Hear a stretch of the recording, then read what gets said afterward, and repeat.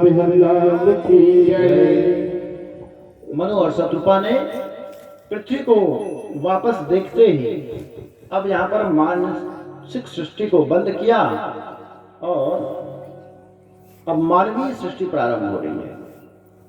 संसार में सबसे पहले नारी आया कि नर, ऐसा प्रश्न करते हैं ना, इंटरव्यू में जाओगे तो कई ठो प्रश्न करते हैं, कौन पहले आया? तो इस संसार में दोनों एक साथ आए, नारी और नर। ब्रह्मा के दो हिस्से हुए, एक नारी हुआ एक नर हुआ, दोनों एक साथ आए। और मनु और शत्रुपा को दोनों को आज एक सूत्र में बांध दिया वैदिक रीति से।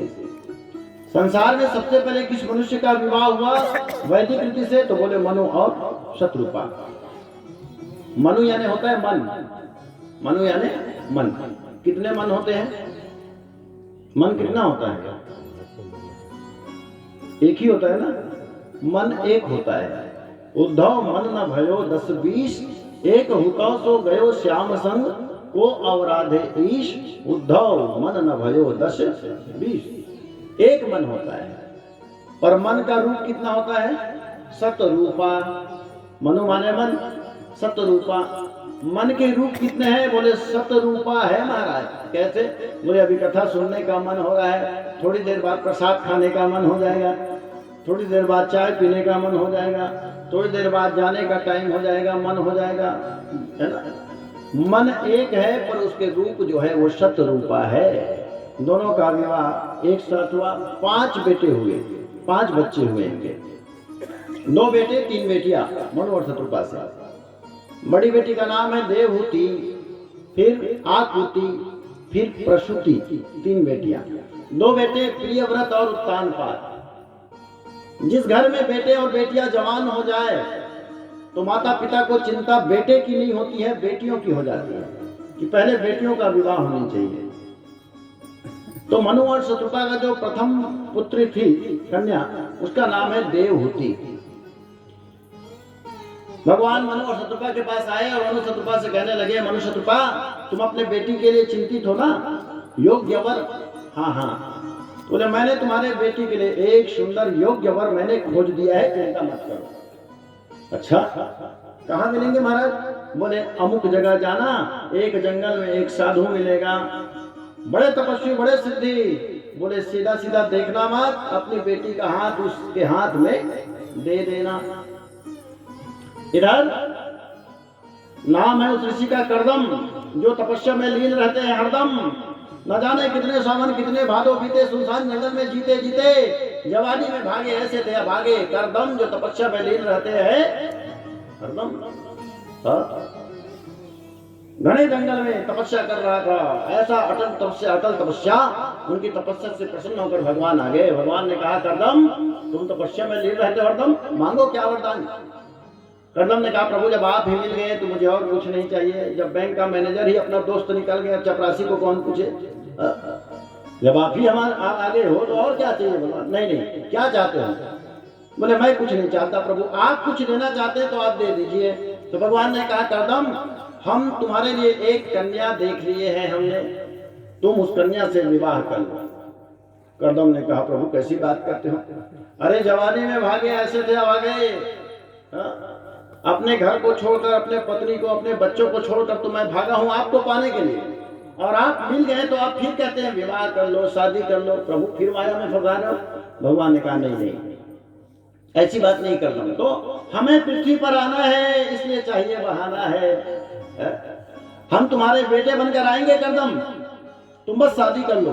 करदम ने कहा, प्रभु आप जब मेरे बेटे बनने के लिए तैयार है तो मैं शादी करने के लिए भी तैयार हूँ, पर एक समस्या है। बोले क्या? मेरी उम्र है अभी लगभग 80 साल का, मैं 80 साल का हूँ, कौन माता पिता अपनी बेटी का हाथ मेरे हाथ में देंगे? तो भगवान ने कहा, इसकी चिंता तुम मत करो, जन्म विवाह मरण गति सोई, इसको हमारे डिपार्ट है ये। जन्म विवाह और मृत्यु, इसकी चिंता लोगों को रहती है, पर भगवान कहते हैं 3 डिपार्ट मेरे हैं, जन्म विवाह और मृत्यु। उन्होंने कहा, हमने तुम्हारे लिए लड़की देख लिया है। अच्छा, कौन है? बोले अभी थोड़ी देर बाद मनु और शत्रुपा अपनी बेटी देवहूति को लेकर आएंगे।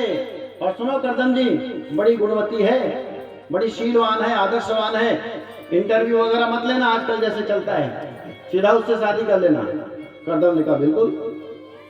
भगवान चले गए और इधर मनु शत्रुपा आए और वो देवहूति आ रही थी। कर्दम ने कहा जिसके साथ मुझे जीवन बिताना है थोड़ी तो उसकी परीक्षा लेनी चाहिए कि वाकई में ये एक ऋषि के लायक है, साधु के लायक है कि नहीं है। और उसने परीक्षा लिया। क्या परीक्षा लिया कर्दम ने? बोले 3 आसन लगा दिए, माने 3 कुर्सी लगा दिए और मनु से कहा आइए महाराज जी बैठिए। मनु बैठ गए। शत्रुपा जी आप भी बैठिए, बैठ गए। अब तीसरी जो है उसकी होने वाली पत्नी है, उनसे कहा हाँ देवी जी आप भी बैठिए ना। अब धर्म संकट में कौन फंस गए? देवहूति। देवहूति समझ गई ये डोकरा मेरा इंटरव्यू ले रहे हैं। क्यों? ये होने वाले पति है और मुझसे कह रहे हैं बैठिए, मैं नहीं बैठती हूं तो इसकी आज्ञा का उल्लंघन होता है। और कहीं बैठ जाती हूं तो मैंने ये मुझसे बड़े हैं, ये खड़े हैं और मैं बैठ जाती हूँ। तो बैठने में भी अब आगे कुआं पीछे खाई, बीच में पड़ गए देवहूति माई, कर्दम भाई है ना।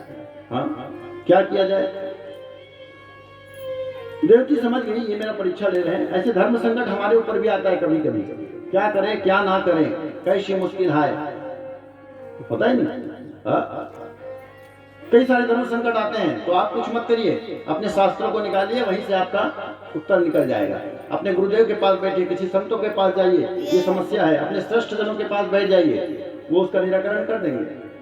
आप देवहूति संकट में है, बैठती है तो बोले मेरे होने वाले पति खड़े हैं, नहीं बैठती है तो मेरे होने वाले पति आज्ञा दे रहे हैं बैठिए। फंसा है, क्या करें? देवी भागवत की एक अच्छी कथा है। देवी भागवत की शिकारी ने एक सुअर को बाण मारा, सुअर बाण से विदा रक्त विरक्त होता हुआ भागता गया सुअर, और भाग करके एक साधु के आंखों के सामने उसके पीछे जाकर छिप गया। साधु ने देखा बाण से विदा हुआ सुकर मेरे पीछे आके छिपा है। शिकारी पीछे खून को देखते देखते आ गए वहां कुटिया में और साधु से पूछा क्यों तुमने कोई सुअर देखा है क्या जो बाण से विदा हुआ इधर आया है महाराज? साधु ने कहा यदि देखा हूं कहता हूं तो वो सुअर मर जाएगा, और नहीं देखा हूं कहता हूं तो असत्य भाषण होगा। फंस गया। पर साधु ने काम चलाया। साधु ने कहा आप क्या पूछ रहे हो? बोले आपने कोई शुकर देखा क्या बाण से विदा हुआ? हाँ हाँ देखा है ना, देखा है, अभी अभी देखा है मैंने। अच्छा बताओ कहाँ है? बोले दिक्कत है। क्यों? जिसने देखा है वो बता नहीं सकता। कैसे पागल जैसे बात करते हो? आपने देखा है? हाँ देखा है ना, तो बताओ ना। बोले आंख ने देखा है ना, वो बता नहीं सकता, बताने का काम मुंह का है, मुंह ने देखा नहीं है। जिसने देखा वो बता नहीं सकता, और जो बता सकता है उसने देखा। हाँ या पश्यति न साधिष्यते।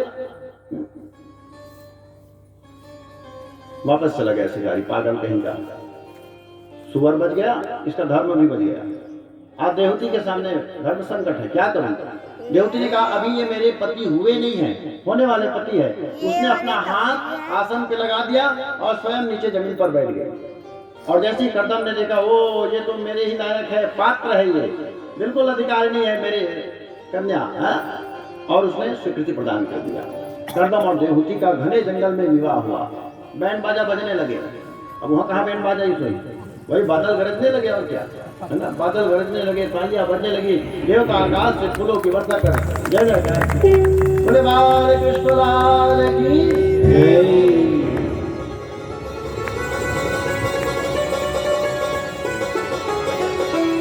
मनु और शत्रुपा का विवाह हुआ। भागवत जी में लिखा है शत्रुपा कौन है? शत्रुपा महाप्राज्ञी